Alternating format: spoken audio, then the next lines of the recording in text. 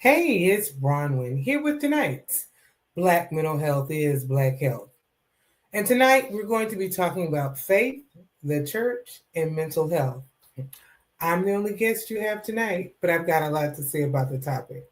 So before we get started, let's take in a few deep, cleansing breaths. Just a woosah from this day. So let's get started. Breathe in, 2, 3, 4. Out, 2, 3, 4. In, 2, 3, 4. Out, 2, 3, 4. One more. In, 2, 3, 4. Out, 2, 3, 4.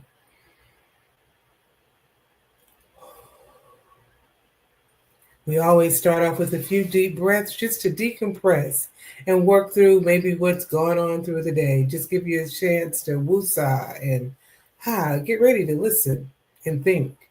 So, as I said, tonight we're talking about faith, the church, and mental health. So when I started out thinking about this topic, it was about faith and mental health. And I'll tell you why, and then I'll tell you how I got to expand it to the church. Many of you have heard me before, and you know I talk about physical health and mental health being intertwined. One impacts the other. Well, guess what? Your spiritual health can kind of wrap around all two. And the three of them kind of come together. And let me tell you how. When you impact one, you impact the other. Let's say a person is experiencing just depression, maybe seasonal affective disorder. You're just sad this time of year, or the grief is heightened. So that's a mental health issue. But because it could get so out of control, you don't want to eat, you're not able to sleep, you're not able to function. Those mental health symptoms are going to impact your physical health. And for some, it can add the spiritual health because some people become upset or angry with God in these times. How could God let that happen? How could this? How could that? So many things can occur where all three are messed up. So our faith and our spiritual health can be and is just as important as our physical and mental health. So when I started this, I was really just looking at, our spiritual health. But as I read, I'm a studier. I like to study and see what's going on. And the more I studied, the more issues with the church came in. So we're going to look at faith, but we're going to look at the church. But a lot of people don't think that, especially in that Christian context, don't want to think that mental health is real. And let me say, tonight I'm taking this from a Christian perspective, but there are other faith traditions that can be just as negative toward our mental health. But tonight we're looking at this from a Christian perspective. So the Bible doesn't explicitly say the word depression, but it does talk a lot about anxiety. Be anxious for nothing. Just so many verses about anxiety. So tonight I'm going to kind of focus on anxiety and depression and other things like that, and how does the Bible see it? So who are some people? When you first say that, people think about Job. Yeah, Job had a lot going on. He probably was depressed. And I agree. Not only did he lose everything, then he had his friends who were in his ear, and they were in his ear with negativity. So yeah, that would be depressing.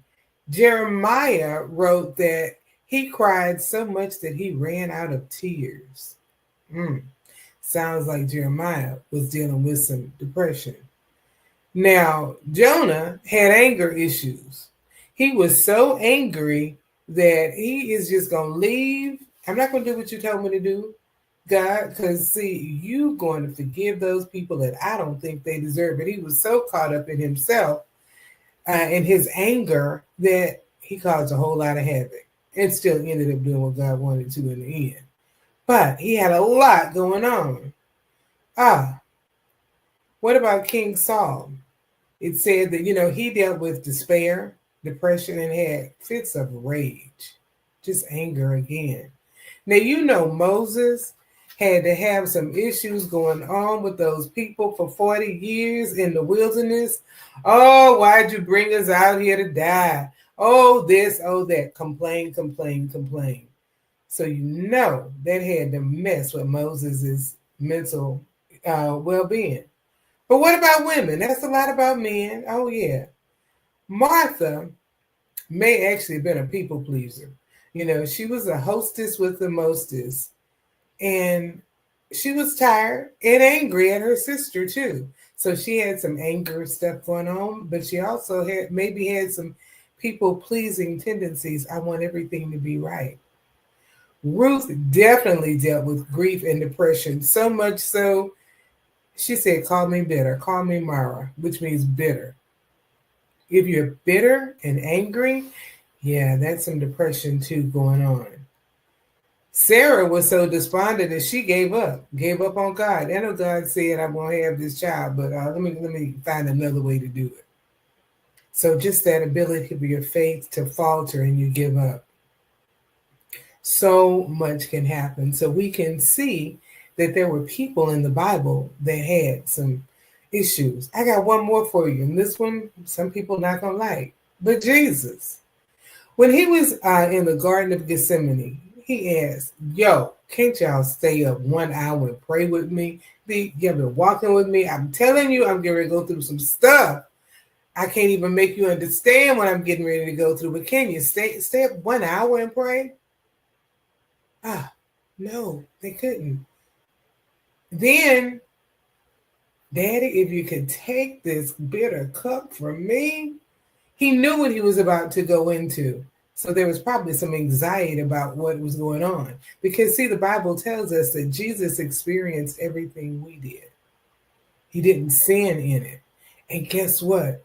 Experiencing these negative emotions is not a sin. It is not a sin to be depressed. It is not a sin to be anxious.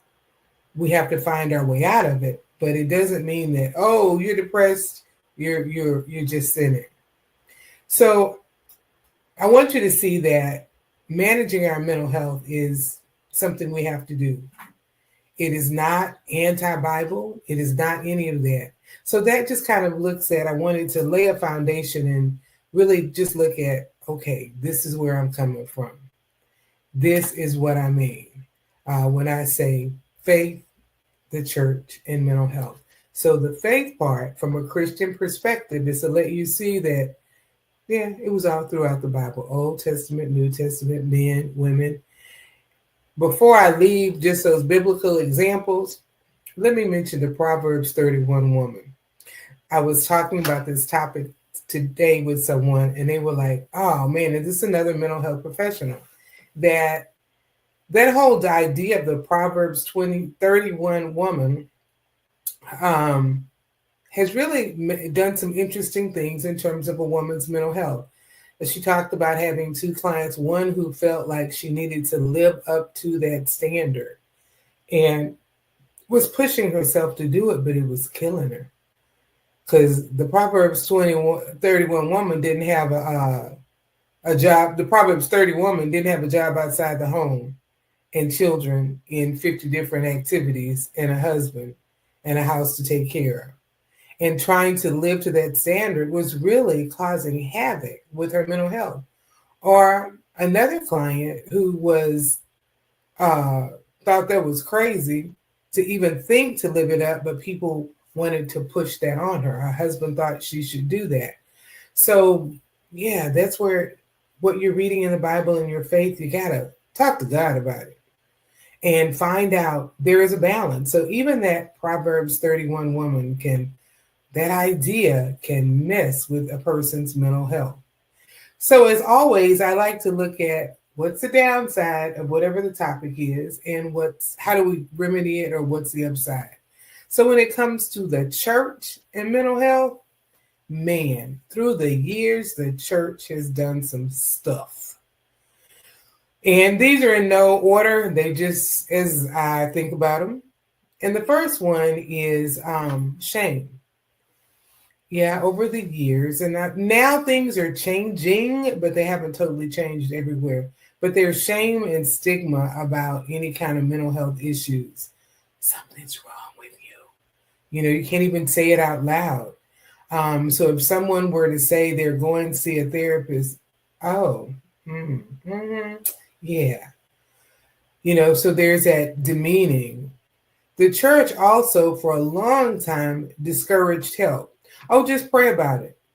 Now, I firmly believe that mental health and physical health are just two sides of the same coin, and that coin is our health. You'll tell someone to go to the doctor if they have high blood pressure.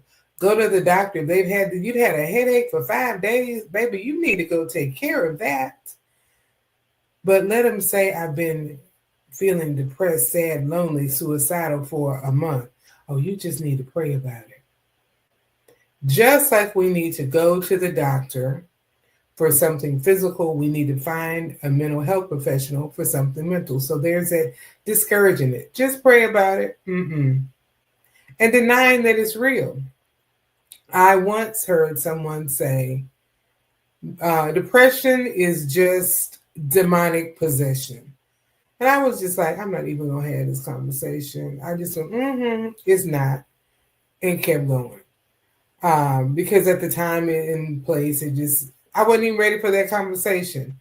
And this was like a year or two ago. So this is a long time ago.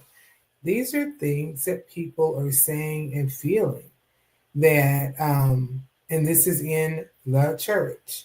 And when I say the church in this sense, I mean just in Christian circles, that these are the kind of things that go on. And that's why you should just pray about it.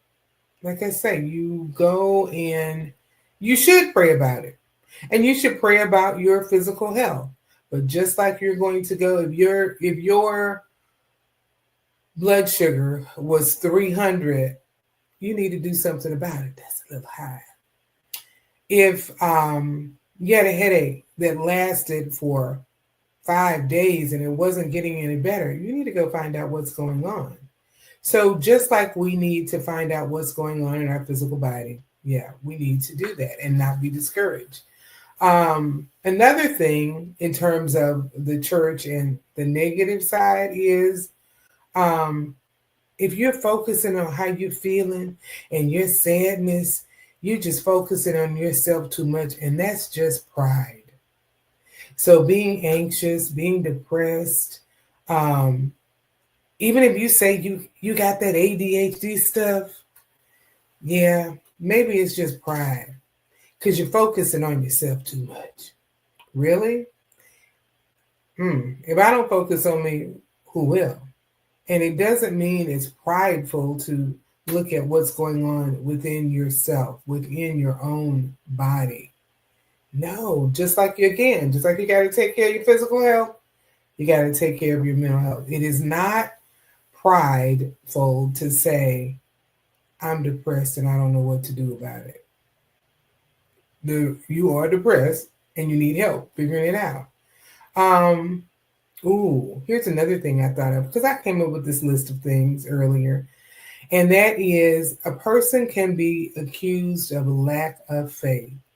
If you are anxious, you have a lack of faith.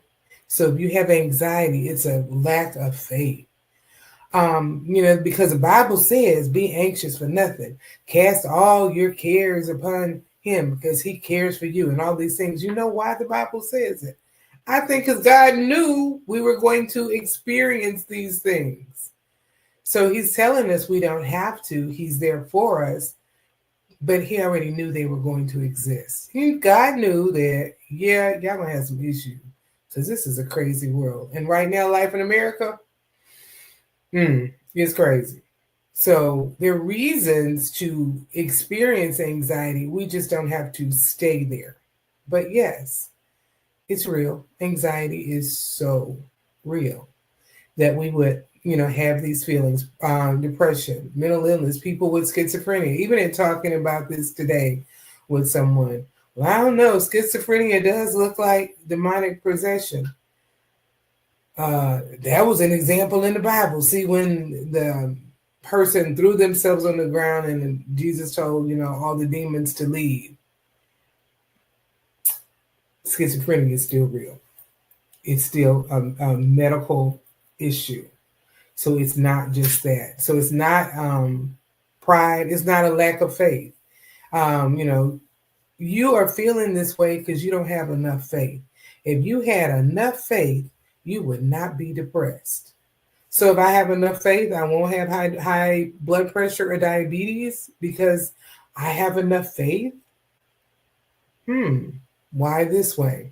So it's not a lack of faith. And it's also the next one, your mental health issues are always a result of sin. Mental health issues could be situational. It could be physiological. Your brain chemicals are just not doing what they need to do, which is why medication can work. Or it can be situational. Maybe you're experiencing PTSD because you had a horrific something happen to you, and it's hard to get over because you never got anybody to help you process it. You just tried to get over it yourself rather than work through it with someone who is trained to help you manage it. So it's not just sin, no more than your physical health. Now, can sin mess up your body? Yeah, things we can do that aren't good for us or against the word of God. Yeah, it can mess us up, but it doesn't mean that your mental health is just sin. People who suffer from social anxiety and things like that,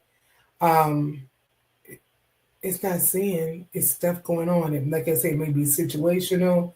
It may be just the brain chemicals not working in your favor. And the last one on this negative side is, again, that unrealistic expectations, like that Proverbs woman. Everybody can't do that. And if you're not doing it, does it mean you're less of a woman? If you resent it, is there something wrong with you? Maybe look at it and put it in perspective and see how that fits into your life now. What is it God is calling you to do to fit into that type of woman? I want to jump to the other side. I always like to talk about, now here's the problem. So that kind of outlines what I see. That's what's wrong. That's what the church has gotten wrong. That's what our faith traditions has gotten wrong. Oh, the one I wanted to mention that we always say, what happens in this house stays in this house. And so because the church perpetuates that same thing, it stops people from getting help when they need to. No, you don't need to go blab your business to everyone, but you do need to blab it to the right person, someone who can help. So yes, that we don't want to know that. Don't go tell those folks at that church what's going on. But we need to. So, is the church only getting it wrong? No, not all churches. And there's some good things going on and some things that, can transfer. So, let's look at my list of those. So, the first one I want to say is recognizing that your faith is not a substitute for care. The church needs to understand your faith is your faith and care for your health is your health. And help you do that. Just like, churches will sponsor a blood drive. They will do a cancer screening. And so having mental health screenings and having, forums, I'll get to that, but understanding that faith is faith and caring for yourself is caring for yourself. Another one is the church emphasizing that if you're struggling with mental health, it doesn't mean you have a lack of faith. And actually making those statements instead of, like I said, the shame and all the other stuff earlier. It's not a lack of faith. It's a mental health issue. It is a health issue. The church can also foster the idea that it's okay to talk. And those kind of talks should come from the pulpit. In the Black church, when it comes from the pulpit, it's said a little different. It's taken a little different. So when coming from the pulpit, where it's validating, you need to manage your mental health. You need to think about that. That is so empowering. People will do it because, pastor was talking about mental health the other day. I never thought about it, and people will change. I attend a church that does give the opportunity to perpetuate positive mental health. And it's coming for a part of sermon series. And over the years, every year there's been something that is going to perpetuate, go take care of your mental health. And that's what needs to happen. It's so important. One of those top down, coming from the pulpit to the pews makes a difference. So not just from the pulpit, another thing is churches can sponsor forums that address mental health issues. They can have classes that teach about it. You have some church calls them growth groups, life groups, but different groups that you have having classes that deal with mental health issues. There are things like divorce care, grief care that are organized programs. So churches don't have to go and figure it out. There are programs out there that can support that, because going through a divorce, going through grief, man, that can really mess with your mental health, and it can mess with your faith. Why did God have to let this happen? Why did God let that person die? Why did God let that person leave me? So having that support, those support groups in the church, so important, because then it takes in what's really going on in your life, and what in your physical life is your outside life and your spiritual life, and it brings them together. And then you get to find out you're not alone. And having people understand it's okay to say I'm mad at God. Now, a lot of people disagree with me on that, but I say it this way: God already knows. Do I think it's okay to stay mad? No. But when you admit I'm hurt, I'm upset, you know what? I think I'm angry. I recently talked to someone that said, yeah, that's where I am. I said, okay, God knows it. So let's talk about it. And when you can admit it and talk about it, you can heal from it. So that goes to my next point. Help people with mental health challenges find ways to use their faith as a sense of comfort and healing, not as a sense of shame. So how is that? Again, I gave you examples in the Bible. Talking to someone dealing with grief, when you can give them some biblical examples. I think Ruth is a good example, because in her grief, she became bitter and angry. And that she was not a happy camper. She worked through it, but acknowledging that that's part of the process. It's not that you're just going to, okay, I cried 2 days, I'm good. No, and everyone's process is different. But acknowledging that hurt and that bitterness can be a part of the process. It happened to Ruth. Her life did eventually change, but it was a process. It took a minute. And in doing that, it lets others know, yeah, it might be a process that you're going through this stuff, but it's just through. And I always say through is not a destination. It's a passageway to get you from where you are to where you are going. Another thing churches can do is have counseling centers attached to the church, or offer counseling services through a trained professional, not just a pastor. Nothing wrong with that, but if you haven't been trained to deal with serious mental health issues, that's not your lane. Stay in your lane. So having counseling centers, and here's an interesting thing about the counseling centers. Some people are not going to go because they don't want people at the church doing their business, and they feel like it is literally in the church. So sometimes churches will have them, in another area, so you don't have to come through that front door and everybody knows your business. But the fact that churches have them, even if a person doesn't go, they may go somewhere else because it legitimizes managing your mental health because it's at the church. These are things I've heard from people. I don't want to go to my church. I don't know about that. And they're good people. But I figure if they had it at my church, because I think my church is good, then it must be okay for me to deal with my mental health. So yes, you're going to get your people in your own church who want to come out because they trust you. And even those who don't are going to feel like, oh, it's okay. I can do this. And I mentioned this before. Something else a church can do is don't make mental illness just demonic possession. And don't say, just pray about it. Like I said earlier, you're not going to tell them, just pray about your diabetes while you give them a piece of cake. No.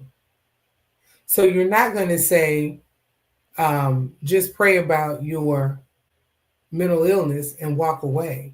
Encourage people to be able to talk about it and not brush it under the rug or call it what it's not. Call it what it is, a mental health challenge. Make the church a space, not just for people with mental health, but let the church be open. Single mothers, people that don't look like you, just different people that don't necessarily think like you. The church should be, as someone I know calls it, a hospital where all sick folk can come. Meaning whatever your sin, your sickness, your whatever it is, you should be able to come to the church and find some healing. But that healing is not just through prayer. Just like your healing for physical health is not just through prayer. Prayer is a part of it, but there are other areas that you need to do. So the final thing I'd like to say is we need to share the love of Jesus without judgment. In Matthew, it talks about judge not, so you won't be judged. You're going to be judged by the same measuring stick you judge others, so be careful. So when we think about mental health, and as I said, I focus more on the church because that's just an area that, wow, I'm finding the more I looked at it, the more I talk to people, the church does some stuff. People have church hurt for years, and that church hurt can mess with your mental health. So tonight was all about, think about your faith, think about the church. And for those who aren't in church, find a church who does those things that I said that they should do. Be accepting, be opening, understanding that mental health is real, supporting mental health. If you're looking for a church, find one that supports mental health because it'll sort of tell you where they are and what kind of things they're thinking and how they just support people. So a long way to say that our faith and our mental health are intertwined. Our mental health doesn't mean that it's just a sin and the devil made you do it. No, it's a part of your health. And let the church be opening, loving, and filled with compassion. So my call to action is for anybody who goes to any church. Think about what your church does for mental health. If it doesn't do anything, you be the change agent. If it does support mental health, you help support those efforts. And always I end with vote, vote, vote. Be an educated voter. Why? Voting impacts every aspect of your life, including your mental health. So get out there and make a difference. If you know anyone who has mental health issues, don't let them handle it alone. Walk alongside them. Get them to get some help.